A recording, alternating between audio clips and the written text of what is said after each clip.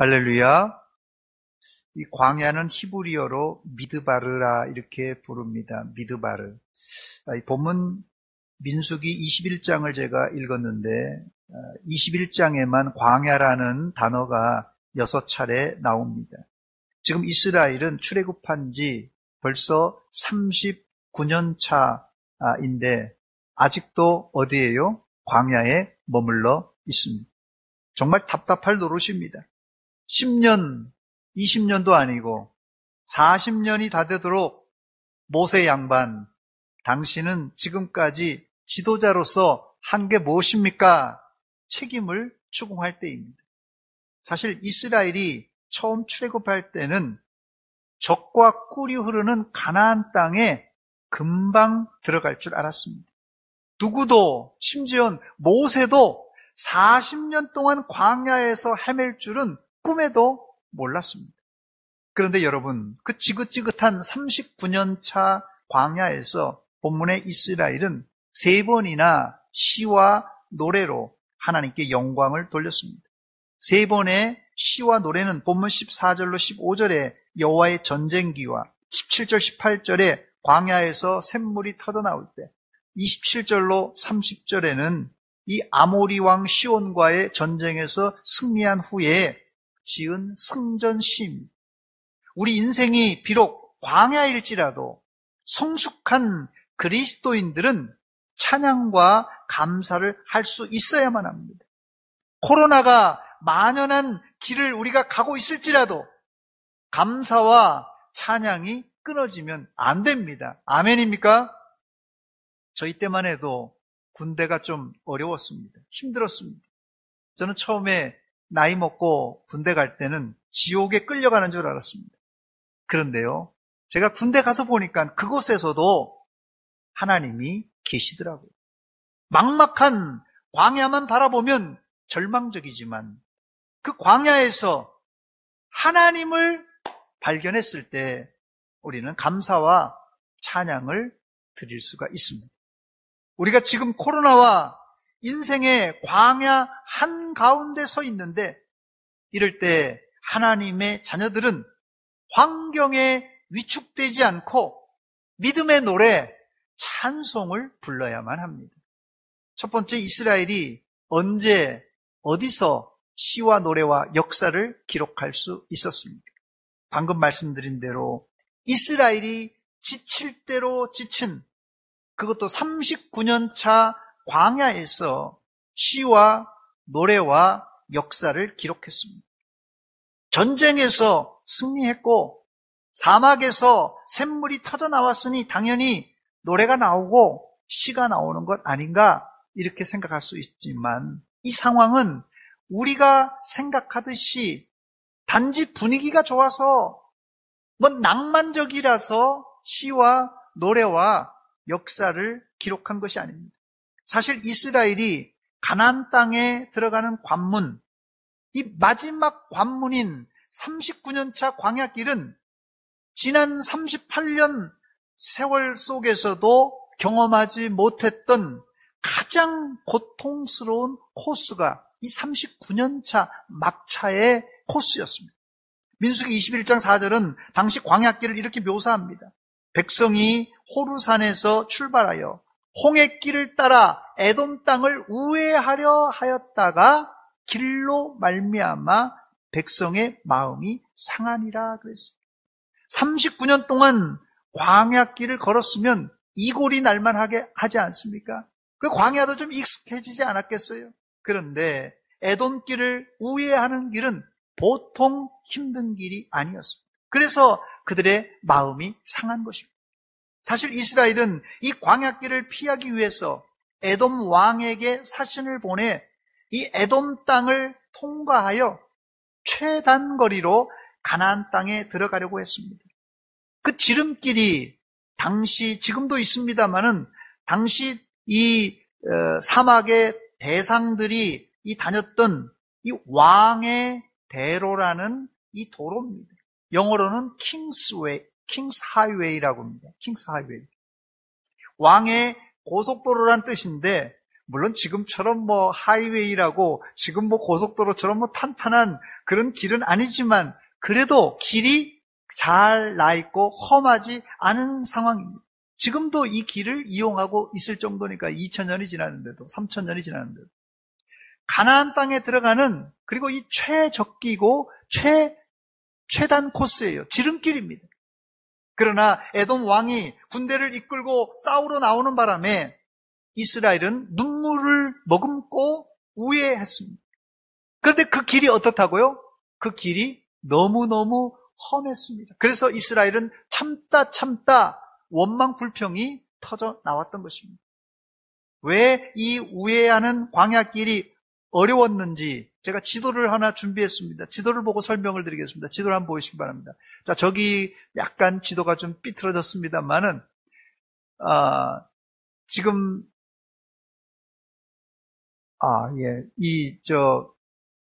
제일 오른쪽에 4번이라고 밑에 번호가 있는데요. 그 도로가 지금 제가 말씀드렸던 이 왕의 대로라는 길입니다. 저 길은 그래도 뭐 좀 꼬불꼬불하고 좀 험하기는 합니다만 그 길이 그래도 잘 나 있습니다. 그 다음 지도를 한번 보여주시기 바랍니다. 자, 지금 어떤 길이냐면요.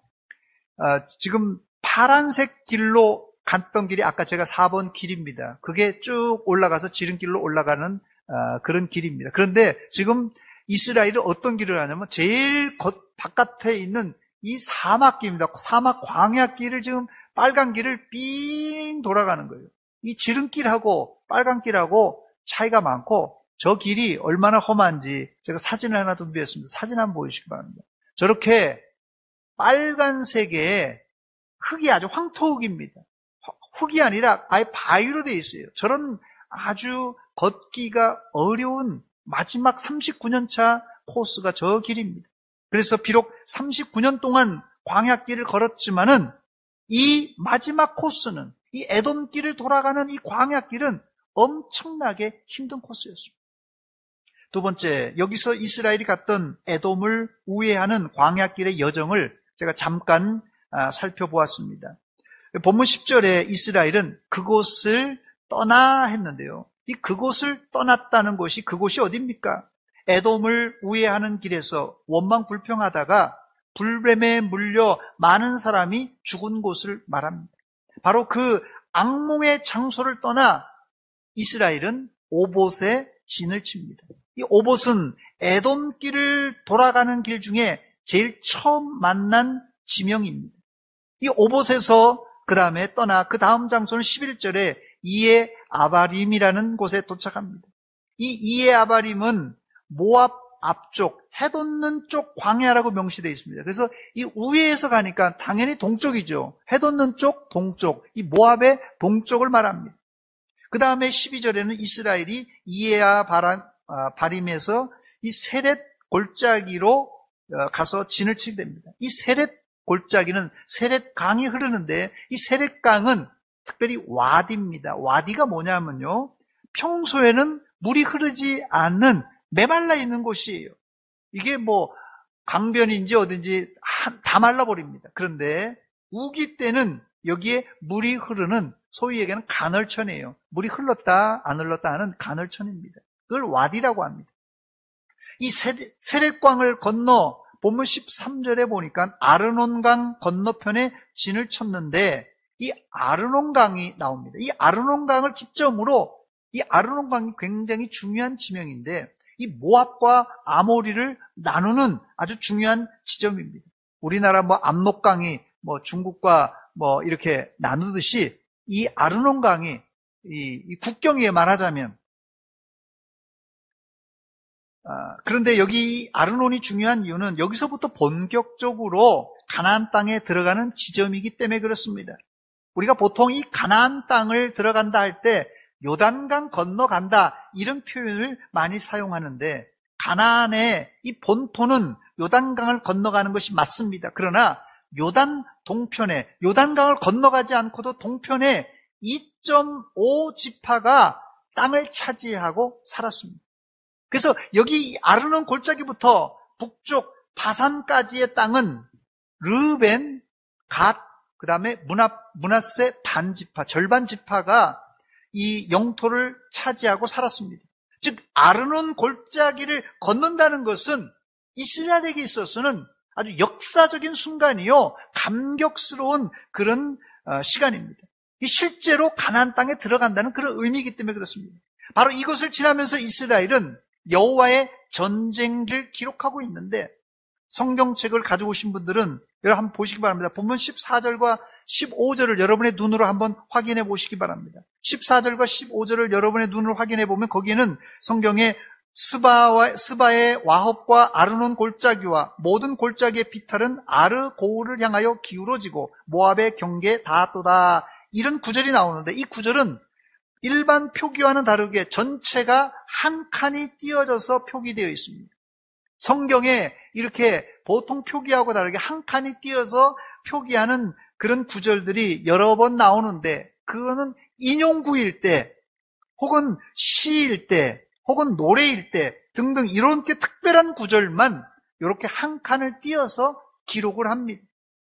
그런데 이 구절이 여호와의 전쟁기에 기록된 아주 특별한 구절이라고 밝히고 있는데, 저는 아무리 이 14, 15절을 읽어봐도 이 부분이 왜 중요한지를 모르겠더라고요. 여러 차례 읽었는데도. 제가 한번 다시 읽습니다. 수바의 와헙과 아르논 골짜기와 모든 골짜기의 비탈은 아르 고울을 향하여 기울어지고 모압의 경계에 닿았도다. 이 구절이 여러분 마음에 와 닿습니까? 특별한 감동을 줍니까? 저도 여러 번 읽었지만 이게 뭐 특별한 구절인가 이해가 잘 안 되더라고요. 사실 이 수바의 와헙, 그 다음에 이 아르논 골짜기, 이 수바의 와헙과 아르논 골짜기 같은 지명은 성경으로만 읽어서는 도저히 설명이 안 되는 부분입니다. 그래서 제가 이 사진을 2장 준비했습니다. 지난번 제가 이스라엘과 요르단을 방문하면서 제가 직접 제 스마트폰으로 찍은 사진입니다. 날씨가 그날 비가 좀 내리고 흐려서 선명하지 않습니다만, 왜 제가 이곳에서 사진을 찍었는지는 여러분이 한눈에 아마 찾아볼 수 있을 것입니다. 자, 저렇게 생긴 곳이 이 스바의 와헙과 아르논 골짜기입니다. 그 다음 사진 한번 보여주시기 바랍니다. 그 다음 사진이요? 한 장밖에 없나요? 2장인데 한 장밖에 없나요? 예, 됐습니다. 자, 이곳이 아르논 강과 아르논 골짜기인데 너무나 이게 험해서 저렇게 보시기 바랍니다. 협곡이라고 이렇게 부릅니다. 협곡. 이 아르논 강은 그 밑에 골짜기 흐르는데요. 강 깊이가 약 510m이고 폭은 약 3km 정도 된다고 합니다. 이 폭이, 골짜기 폭이 3m예요. 3km입니다. 어마어마합니다, 여러분. 총 길이가 약 32km를 흐르는데, 그것은 이 동쪽 아라비아 이 그 산맥에서 기온에서 어디로 흘러가냐면요, 사해 바다가 제일 낮지 않습니까? 마이너스 400m입니다. 그러니까 이 자동적으로 사해로 다 물이 흘러가겠어요. 이 아라비아 사막에서 이 사해 바다로 흘러 내려갑니다. 가이드 하시는 이 선교사님이 이곳을 요르단의 그랜드 캐년이라 이렇게 부르시더라고요. 저는 이 미국 이 그랜드 캐년에 가보지 못했습니다만은 거기 갔다 오신 분들, 미국의 그랜드 캐년에 갔다 오신 분들은 웅장한 이 장관의 설명이 필요 없이 입이 딱 벌어지고, 예수 믿는 사람이라면 주 하나님 지으신 모든 세계, 이 찬송이 그냥 절로 나온다고 합니다. 바로 이스라엘이 아르논 강을 건너면서 자신들을 막아서는 대적들을 무찌르고 나서 눈앞에 펼쳐진 대자연의 경관을 보고 감격하여 승리를 노래하며 뭘 썼다고요? 여호와의 전쟁기를 기록했습니다.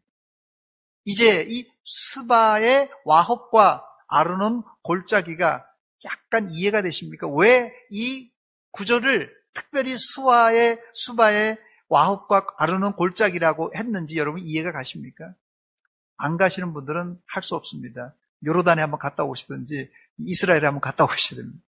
두 번째, 이 아르논 협곡을 지나 이스라엘은 계속 북쪽으로 올라가다가 본문 16절에 이스라엘은 이 부엘에 이르게 되는데, 이곳에서 이스라엘은 두 번째 가슴 벅찬 일을 만나게 됩니다. 하나님께서 광야에서 샘물을 터뜨려 이스라엘이 마시게 했던 것입니다. 본문 17절과 18절 말씀입니다. 그때 이스라엘이 노래하여 이르되 우물물아 솟아나라 너희는 그것을 노래하라. 이 우물은 지휘관이 팠고 백성의 귀인들이 귀와 지팡이로 판 것이로다 하였더라 그랬습니다. 여기도 여러분들의 성경책에 보면 17, 18절 보시면은 한 칸 들여쓰기를 한 것을 볼 수 있습니다. 이게 노래요 시기 때문에 그렇습니다. 히브리어로 이 부엘은 우물이란 뜻입니다. 우리가 잘 아는 이 부엘세바도 맹세의 우물, 7 우물이란 뜻입니다. 보통 이 우물물은 두레박으로 길러내잖아요. 우물물이니까요. 근데 여기 부엘에서는 그럴 필요가 없는 것이 우물이지만 샘물같이 올라오기 때문에 그렇습니다. 부엘에 와서 모세와 이스라엘 백성은 과거 무리바 사건을 떠올렸을 것입니다. 백성이 물이 없어서 하나님과 모세를 향하여 원망불평하다가 결국 그 불똥이 누구에게 튀었습니까? 이 모세에게 떨어지고 말았습니다. 그래서 모세는 적과 꿀이 흐르는 가나안 땅에 바로 이 무리바 사건 때문에 들어가지 못하고 말았습니다. 근데 이번에는 불평하기 전에 하나님이 모세에게 물을 약속하셨고 백성의 지휘관들과 이 귀인들을 모으고 그들의 지팡이로 땅을 파서 우물물을 얻었던 것입니다. 이스라엘은 광야에서 솟아오르는 물을 보고 노래했습니다. 본문 17절에 그때 이스라엘이 노래하여 이르되 우물물아 솟아나라 너희는 그것을 노래하라 그랬어요. 이스라엘아 우물물이 솟아날 때 너희는 하나님께 찬양을 올려드려라 이런 뜻입니다. 생수의 강이 내게서 흐르네 저는 자 걷고 눈 먼 자 보겠네 옥문 열고 갇힌 자 푸시는 생수의 강이 내게 흘러넘치네 우물물아 솟아나라 솟아나라 넘치나게 솟아나라 넘쳐나게 솟아나서 날 부소서 할렐루야. 물론 이 샘물이 터졌다고 이스라엘이 부엘에 거기 머물러 살 수는 없는 곳입니다. 아직 갈 길이 멉니다. 이스라엘은 부엘에서 샘물을 실컷 마시고 거기를 떠나서 마따나, 나할리엘, 바못 그리고 비스가 산 꼭대기에 이르게 됩니다. 여기서 이스라엘은 아모리 왕 시온에게 사신을 보냅니다. 전에 이 에돔 왕에게 부탁했듯이 이스라엘은 시온 왕에게 아모리 땅을 지나가게 해달라고 정중히 부탁합니다. 그러나 시온 왕은 이스라엘이 지나감을 허락하지 않을 뿐 아니라 군대를 이끌고 이스라엘을 공격해 들어왔습니다. 이때 이스라엘은 역공을 펼쳐서 아모리의 수도인 헤스본은 물론이거니와 이 아모리 땅 모든 촌락을 다 점령하여 거기를 획득하게 됩니다. 세 번째, 그리고 27절로 30절까지 이르는 긴 시를 한 시인이 지어서 하나님께 영광을 돌리는데 제가 그 시를 천천히 낭독하도록 하겠습니다. 여러분 한번 들어보시기 바랍니다. 그러므로 시인이 읊어 이르되 너희는 헤스본으로 올지어다. 시온의 성을 세워 경고히 할지어다. 헤스본에서 불이 나오며 시온의 성에서 화염이 나와서 모압의 아르를 삼키며 아르논 높은 곳의 주인을 멸하도다. 모압아 내가 화를 당하였도다. 그모스의 백성아 내가 멸망하였도다. 그가 그의 아들들을 도망하게 하였고 그의 딸들을 아모리인의 왕 시온의 포로가 되게 하였도다. 우리가 그들을 쏘아서 헤스본을 디몬까지 멸하였고 메드바에 가까운 노바까지 황폐하게 하였도다 하였더라. 이 시를 읽어봐도 앞에 구절처럼 썩 감동이 오지 않습니다. 그러나 여러분, 이 구절이 어떤 구절이냐면 왕도가 있는 아모리 지파를, 아모리 민족을 격파시키고 승리를 거둔 이스라엘이 사기가 충천해서 이 시인이 시를 쓴 것이에요. 여기 아모리와의 전쟁에서 승리하고 그 모든 촌락들을 다 점령할 수 있었고, 이제 계속 북으로 전진해서 계속 나가는 그런 상황입니다. 그래서 이스라엘 백성들이 마음이 감동되었어요. 그래서 시인이 이 시를 쓴 것입니다. 예를 들어서 아프리카 사람이 우리가 6.25 전쟁 때 막 북진해가지고 막 압록강까지 갔다 해도 이 사람들이 뭐 압록강이 뭔가, 뭐 북진이 뭔가 감동이 없을 거예요. 우리도 지금 이스라엘이 아르논 골짜기에서 전쟁을 벌여가지고 이 시온 왕을 죽이고 아모리의 모든 촌락을 다 점령하고 북으로 전진하는 이 장면이 얼마나 감격스러운지 뭐 전혀 감동이 없죠. 사실 이 감동과 감격을 우리가 이 예배당 안에서 가만히 앉아서 느끼기에는 역부족입니다. 그러나 39년 동안 광야에서 빙빙 돌다가 가나안을 코앞에 두고 거둔 승리는 이스라엘에게 시가 나오고 노래가 나와서 하나님께 찬양을 드리기에 충분한 그런 상황이었습니다. 세 번째, 그렇다면 하나님께서는 짧은 코스로는 사실은 2주 안에 들어갈 수 있는 출애굽기를 왜 40년을, 그것도 마지막 39년 차에는 우회를 시키면서 이스라엘을 험악한 길로 인도하셨는가 하는 의문이 들 것입니다. 하나님이 도대체 왜 39년, 40년 동안 빙빙 돌게 이렇게 만든 것입니까? 처음엔 저도 본문을 읽으면서 하나님이 해도 너무하시지, 40년 광야길에서 39년 동안 걸었으면은 이제 마지막 코스는 지름길로 인도하시든지 좀 수월한 코스로 인도하셔야 했는데 마지막 코스가 어떻게 더 어려운 코스가 됩니까? 하는 의문이 들었어요. 그런데 제가 이 말씀을 읽고 또 묵상하면서 이것도 하나님의 은혜라는 것을 발견하게 됩니다. 그 이유를 제가 몇 가지 말씀드리는데요. 첫 번째는, 그 이유는 힘들더라도 광야와 사막에 길이 있다는 것이 은혜입니다, 여러분. 만약에 이스라엘이 우회할 길, 험할지라도 우회할 길조차 없이 맹지를 만났다면 아마도 이스라엘이 가나안 땅은 고사하고 도중에 다 몰살당했을 것이에요. 우리는 우리 입장에서만 생각하면 아이고 길이 험합니다, 이렇게 멀리 돌아오게 합니까? 원망 불평이 나오지만은 다른 각도에서 하나님 입장에서 보면은 하나님이 우리에게 다른 돌파구를, 다른 길을 내셨다는 것에 감사할 줄 알아야 됩니다. 두 번째 이유는 이스라엘에게 광야를 주시는 특별한 이유가 있는데, 광야에서 하나님은 이스라엘을 이스라엘답게 만드셨습니다.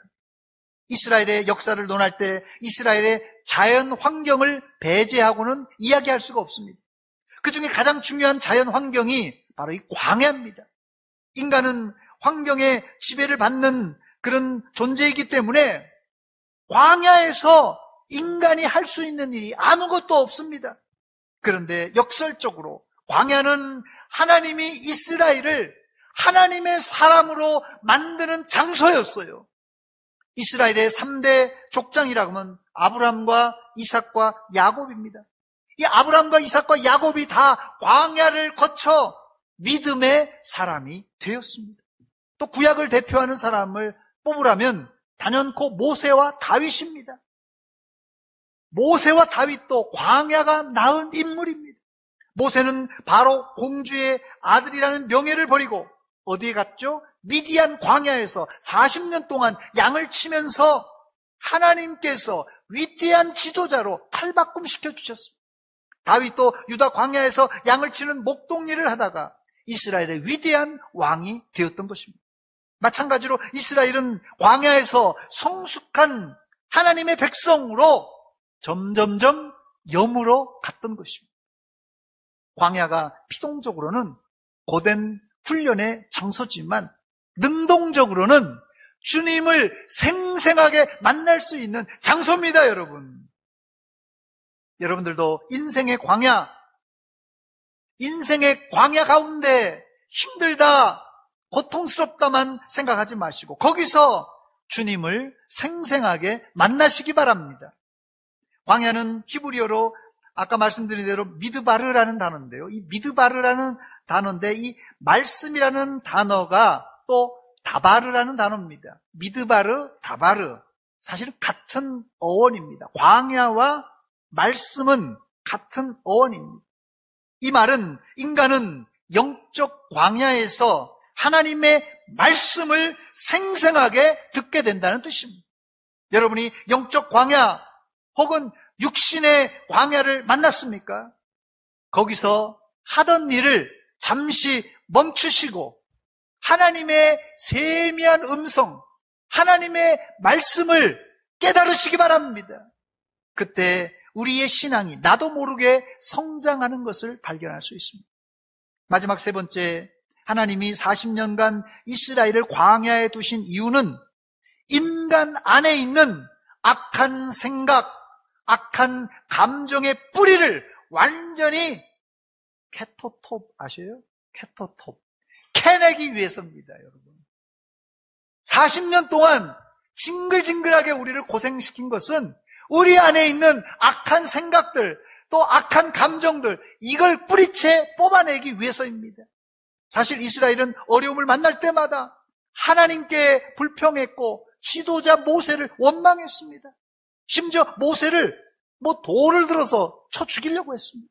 그래서 하나님은 이스라엘을 광야에서 다 쓸어버리시고 모세를 통하여 새로운 민족을 만들려고까지 했습니다. 그러나 모세의 간절한 중보 기도로 그 일을 실행하지 않았지만 인간 안에 있는 죄의 쓴 뿌리를 캐내는 것은 오랜 시간이 걸립니다, 여러분. 몇 년이요? 40년 걸렸던 것입니다. 하나님은 우리를 때로는 강제적으로 광야로 인도하시는데 질병의 광야로 몰아내서 내 모든 고집을 꺾으시고 경제적인 광야로 내몰아서 내 자존심을 내려놓게 하시고 또 인생의 막다른 골목으로 몰아가셔서 그곳에서 내 한계를 깨닫게 하시고 우리를 겸손하게 만드십니다. 여러분들은 이 광야에서 원망 불평하기보다는 또 이 광야에서 분노의 칼을 갈기보다는 내 성격과 고집을 꺾고 겸손하게 하나님의 성숙한 백성으로 거듭나시기를 주의 이름으로 축원합니다. 이게 십자가 지고 주님을 따라가는 태도입니다. 말씀을 마칩니다. 코로나가 불어닥친 2020년은 누구나 평생 잊지 못할 해예요. 2020년 누가 잊을 수 있겠습니까? 이런 현장에서 하나님이 우리에게 원하시는 것은 코로나 때문에 의기소침하게 우울하게 있는 것이 아니라 이것을 뛰어넘어 뭐하라고요? 노래하고 시를 짓고 역사를 쓰라는 명령입니다, 여러분. 저는 본문을 읽다가 가슴이 벅차 올랐습니다. 어떻게 광야 39년 차 지칠 대로 지친 이스라엘의 입에서 노래가 나오고 시가 나오고 역사를 쓸 수 있었을까? 놀라운 일입니다. 우리가 광야길을 걸어가면서 꼭 해야 될 일은 광야길을 걸어가면서 고생하면서 독한 마음 먹고 잘 살아야 되겠다, 이런 마음보다, 이런 생각보다 우리의 인격을 훈련하고 다듬어서 이제부터는 시와 찬송과 승리의 역사를 기록하는 거룩한 성도, 성숙한 성도가 되겠다는 이 생각이 바로 올바른 생각입니다, 여러분. 또 코로나 세상에서 나만 힘들다 어리광 부리지 말고 우리 주변을 한번 돌아보시기 바랍니다. 코로나와 여러 문제로 아직도 교회 출석하지 못하는 구역 식구는 없는가? 코로나로 경제적인 위기를 만난 이웃은 또 없는가? 여러분 찾아보시기 바랍니다. 이들에게 다가가서 우리가 광야에서도 얼마든지 예수님 때문에 찬송할 수 있고 감사할 수 있고 춤도 출 수 있다고 간증하고 전해야 됩니다, 여러분. 여러분들은 지금 광야 어디쯤 와 있습니까? 혹시 광야길로 마음이 상해 있습니까?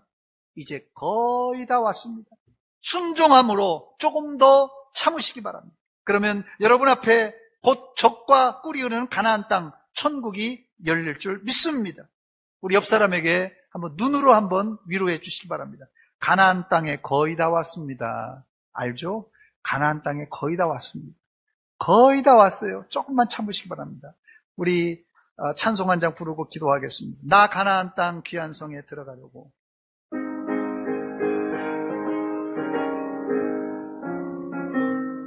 나 가나안 땅 귀한 성에 들어가려고 내 무거운 짐 벗어버렸네.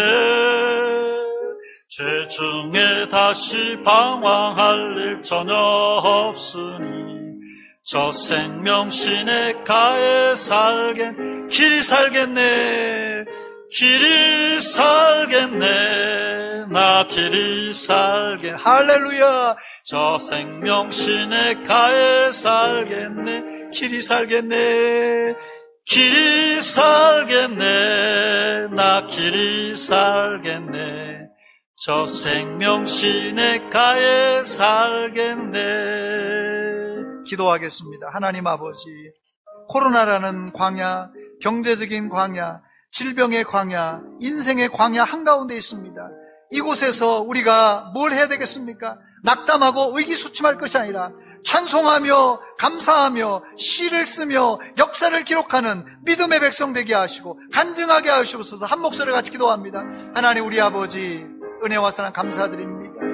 하나님, 이 아침에 저희들 인생의 광야 한가운데에서 찬송했던 이스라엘, 인생의 광야 한가운데서 시를 지었던 이스라엘, 인생의 광야 한가운데서 역사를 기록했던 이스라엘을 살펴보면서 우리도 어렵지만 힘들지만 찬송하며 기도하며 감사하며 시를 쓰며 역사를 기록하려고 합니다. 우리를 위로하여 주시옵고 담대하게 광야에서도 승리하게 하여 주시옵소서. 하나님, 어려운 이웃들 너무 많이 있습니다. 불쌍히 여겨 주시옵소서. 함께 하여 주시옵소서.